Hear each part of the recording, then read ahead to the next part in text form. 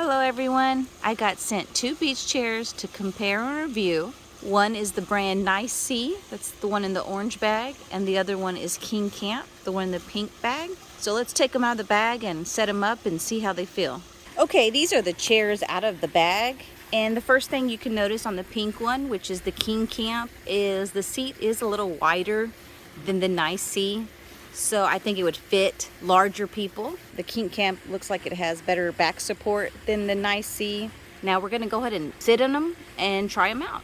I like the KingCamp chair better. It's a nicer chair. The pink one, the KingCamp one, was easier to get out of. Okay, so overall, after everything that we experienced and sat through and checked out, I would choose the KingCamp over the Nice Sea because it was easier to get out of, the bigger seat, the bigger back support. If you notice too, the Nice Sea looks like it's lower to the ground than the KingCamp.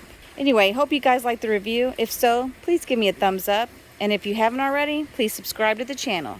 Y'all have a good day.